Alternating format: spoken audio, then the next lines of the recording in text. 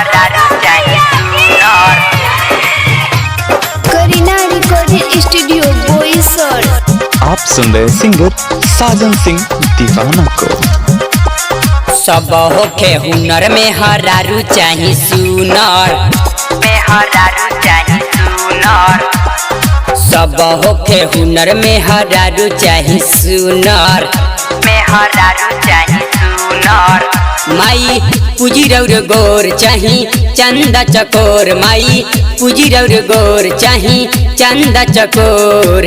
नाही दहेज में मांगी फॉर्च्यूनर, मांगी फॉर्च्यूनर। सब होखे हुनर में हरारू चाही सुनर, में हरारू चाही सुनर।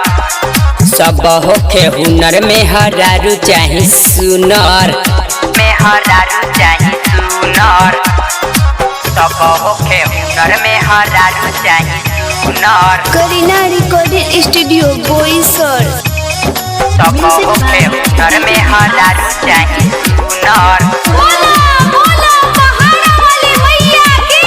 जदी में हरारू हमर प्यारी होई जी, रौरे मंदिर में चौठारी होई जी।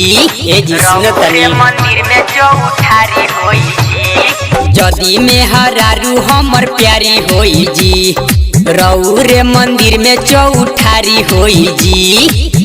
रोतैयार ओके मिलल छुछुनर, सब होखे हुनर में हरारू चाही सुनर, में हरारू चाही सुनर।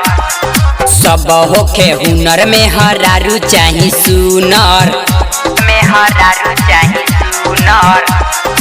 सब होखे हुनर में हरारू चाही सुनर। आप सुन रहे सिंगर साजन सिंह दीवाना को।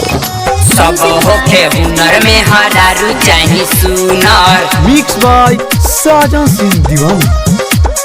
साजन सिंह दीवाना मुकेश आइले, सोनू सुभाष अनुरोध कइले, अनुरोध कइले। ये जी सुनो तनी देखी ना। साजन सिंह दीवाना मुकेश आइले, सोनू सुभाष अनुरोध कइले।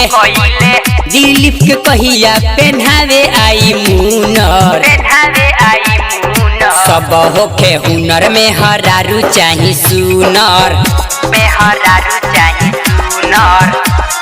सब होखे हुनर में हरारू चाही सुनर। करीना रिकॉर्डिंग स्टूडियो बोईसर।